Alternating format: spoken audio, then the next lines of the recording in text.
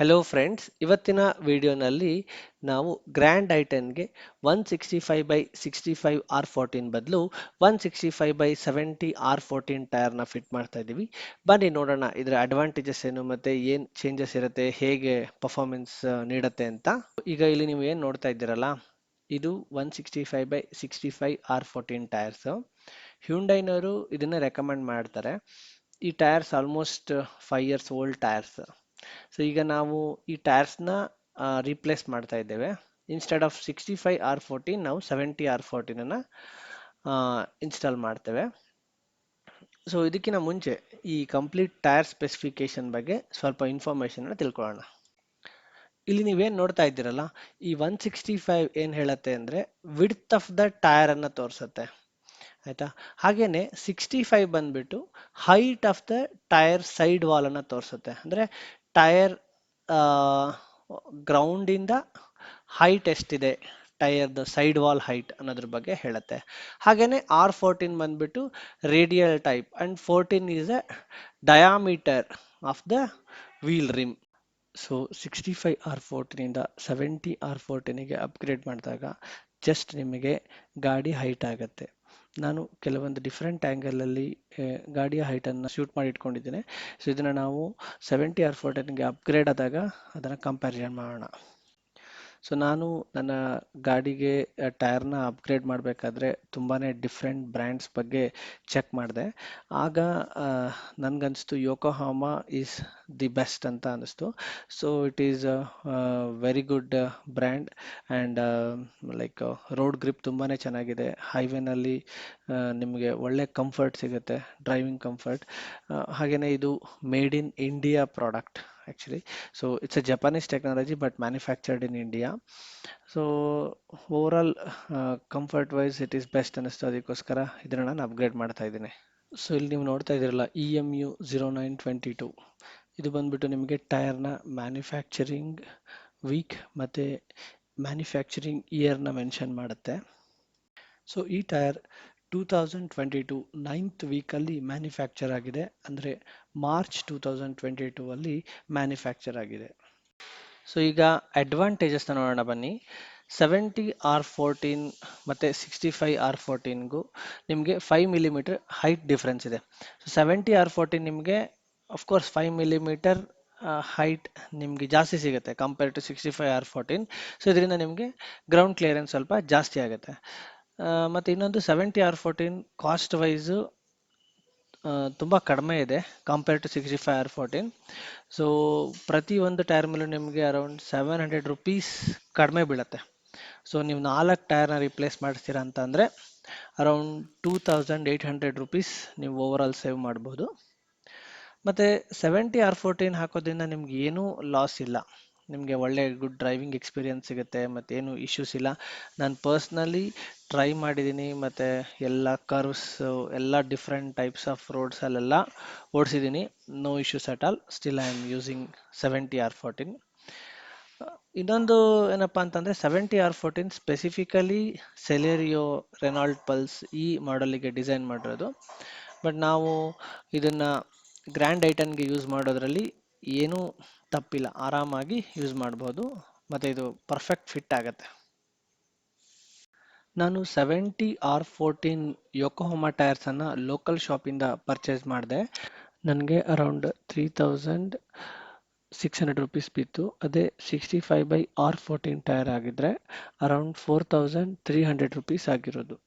ಮತ್ತು ನಮಗೆ as a part of installation complimentary wheel alignment ಇರುತ್ತೆ, ಅದಕ್ಕೇನು ಚಾರ್ಜ್ ಮಾಡಲ್ಲ.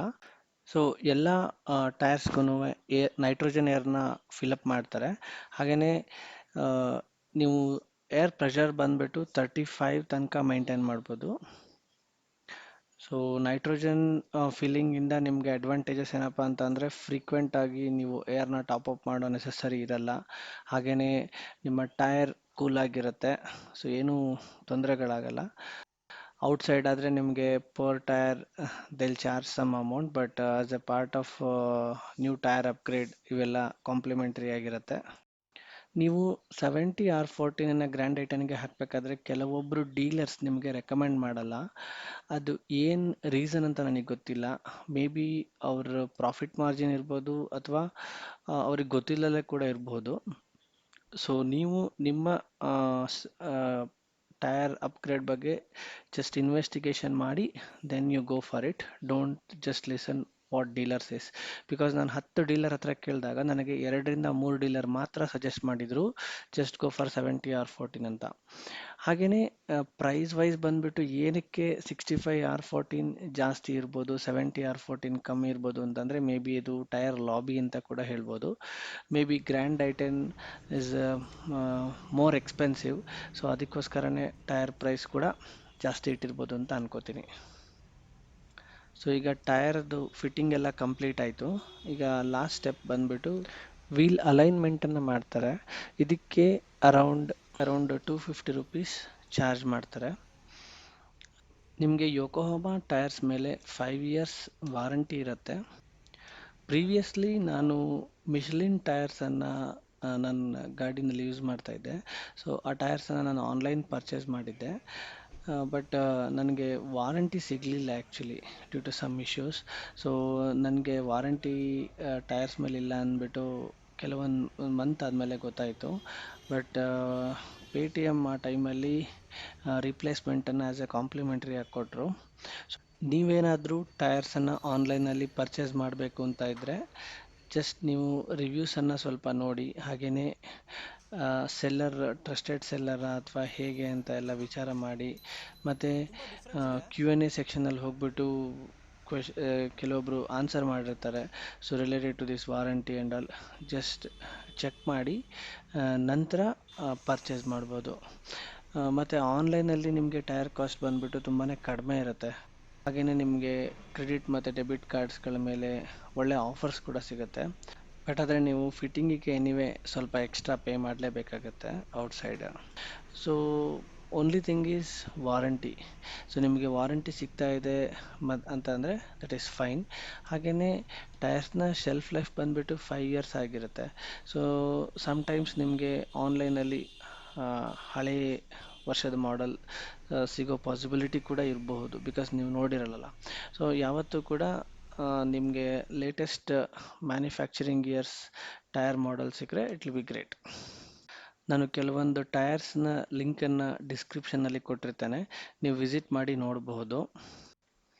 ಸೊ ಈಗ ಫಿಟ್ಟಿಂಗ್ ಎಲ್ಲ ಮುಗಿದು ಗಾಡಿ ಲೇಟೆಸ್ಟ್ 70R14ಗೆ ಅಪ್ಗ್ರೇಡ್ ಆಗಿದೆ.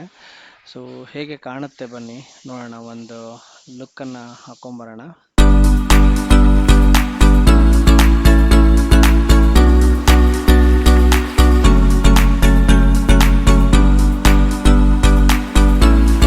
ಆ್ಯಕ್ಚುಲಿ ನೀವು ಸೈಡಿಂದ ನೋಡಿದ್ರೆ ಸ್ವಲ್ಪ ಟೈರ್ ಫೆಂಡರ್ಗೆ ಕ್ಲೋಸರ್ ಬೈ ಆದಂಗೆ ಕಾಣಿಸ್ತಾ ಇದೆ. ಬಟ್ ಇಲ್ಲಿ ನೀವು ನೋಡ್ಬೋದು ನಾನು ಕೊಟ್ಟಿರ್ತಕ್ಕಂತಹ ಪಿಕ್ಟೋರಿಯಲ್ ವ್ಯೂ 165/70R14 ಮತ್ತು 165/65R14. ಇದು ಫೆಂಡರ್ ಸೈಡಿಂದ ವ್ಯೂ, ಮತ್ತು ಇದು ಸೈಡ್ ವ್ಯೂ ಅಲ್ಲಿ ಯಾವ ಥರ 165/70 ಕಾಣುತ್ತೆ ಅಂತ ನೀವು ನೋಡಬಹುದು. ಮತ್ತು ಇದು ಬಂಪರ್ ಯಾವ ಥರ ಫ್ರಂಟ್ ಬಂಪರ್ ಕಾಣುತ್ತೆ ಅಂತ ನೀವು ನೋಡ್ಬೋದು. ಮತ್ತು ಈ ಮತ್ತೊಂದು ಸೈಡ್ ವ್ಯೂವನ್ನು ನೀವು ನೋಡ್ಬೋದು.